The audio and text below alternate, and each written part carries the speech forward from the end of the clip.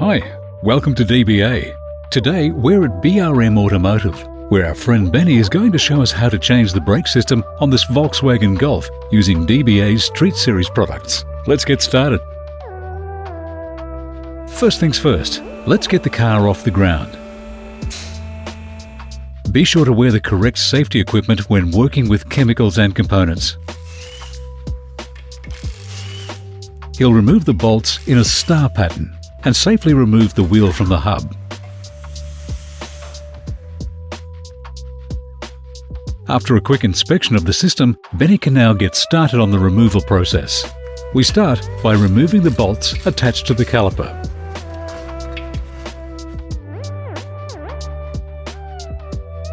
He moves the caliper out of the way to get access to and remove the old brake pads.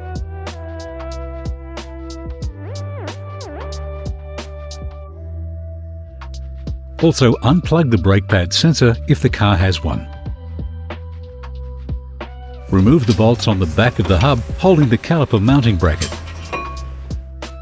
Remove the bolt that secures the brake disc to the hub and give it a decent tap to get the disc loose if needed. Remove the clips holding the brake line.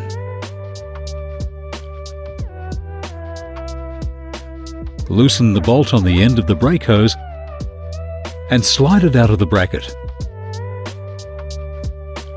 Be sure to have a drip tray or pan ready, as there'll be some spillage on the floor. Clean away any loose debris and spillage. Now we can start putting parts back in. In short, the installation will be the reverse of the removal process. So let's start with the brake hose. You'll need to align the new brake hose with the pattern on the bracket. Hand tighten the brake hose bolt and secure it tight with a spanner. Before installing the new rotor, clean the hub with a wire brush to remove any rust, which will help prevent lateral runout, which may cause your brakes to shake or vibrate when in use. Wipe away any loose debris. Time for the new rotors. Benny will be installing DBA's Street Series T2 rotor. Use a light solvent to wipe away any packaging residue. Be careful not to apply any solvents to the painted areas. Place the rotor on the hub and line it up with the bolt holes. Tighten your locking bolt in place. Depending on your make and model, DBA have OEM replacements for your brake calipers. Check out the Parts Finder section on our website to see what we have available for your vehicle. Be sure to fit the correct caliper for each side. Remove the safety cap to allow your new brake line to fit in the caliper. You can fit the new caliper in the reverse process. First, we fit the bolts to the caliper frame and torque the bolts tight. Now you can fit the brake hose to the caliper using the included washers.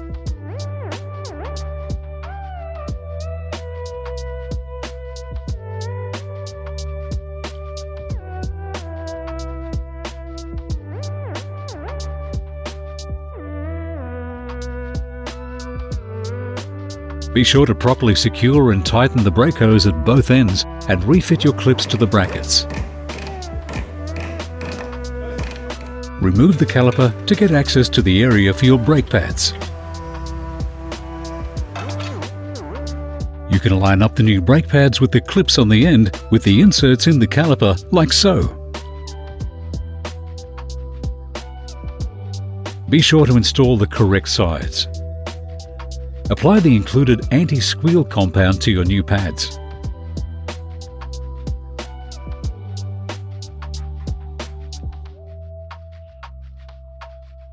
Reattach the caliper, thread the bolts in and secure them tight.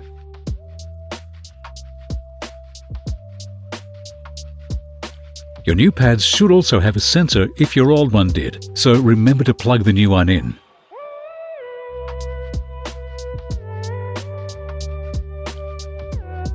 Spray down and wipe off any leftover brake fluid residue as it's acidic and may corrode your vehicle's trim. You can now repeat the removal and installation process on the opposite side of the vehicle.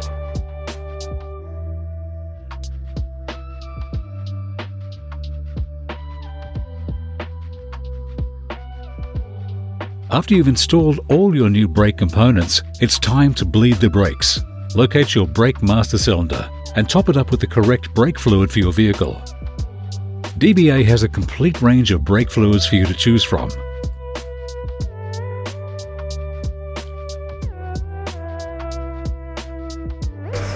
Now to expose the bleed nipple.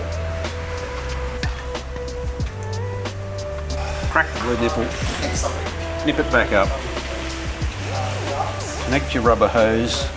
Now the bottle, what you want to show is that the fluid level, the hose is below the fluid level in the bottle. That way the air won't recirculate and it will come out through the fluid. Connect the rubber hose.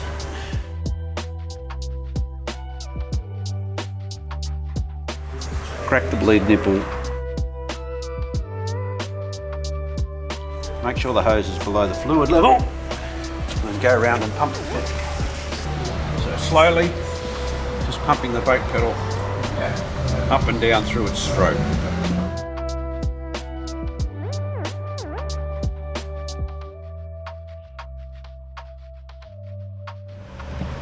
About 8 to 10 pumps. Go back, close the bleed nipple. Close off the bleed nipple. Remove the hose and then place back on the rubber cap. We move to the other side. Remember to refill your brake fluid to the marked fill line after each time you bleed a side.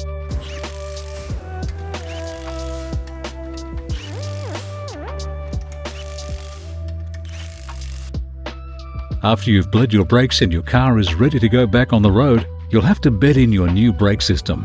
Let's listen to the bedding in process from our friend Benny. We've just replaced the calipers, rotors and brake pads and hydraulic hoses on this beat up Golf. We're just going to take it now and bed the brake pads in. We've fitted T2 series rotors, street series pads, replacement hydraulic lines and brand new calipers. So the bedding procedure requires around about 10 stops from 50 k's an hour down to about 10 k's an hour, just using gentle brake pressure, not pushing too hard. Don't let the car stop, resume, back up to 50 k's an hour, watching out for the traffic, gentle brake pressure, slowing down to about 10 k's, and repeat this process for around about 10 to a dozen stops.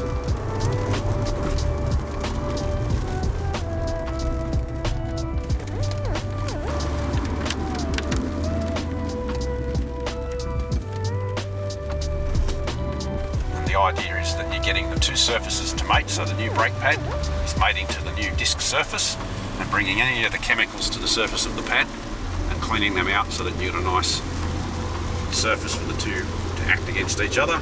Once they've cooled off,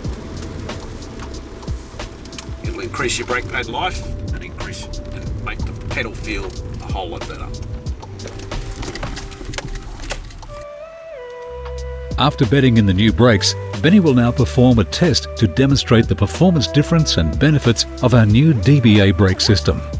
Hadn't had to push nearly as hard to get a similar sort of result. Right, so these results here, these are the minimum requirements for your rego to pass. So 60, so we're 20% above the requirement using 271 newtons, whereas before I was using 507 newtons. So with the new pads and rotors installed, we're not having to push as hard to get the same stopping effect.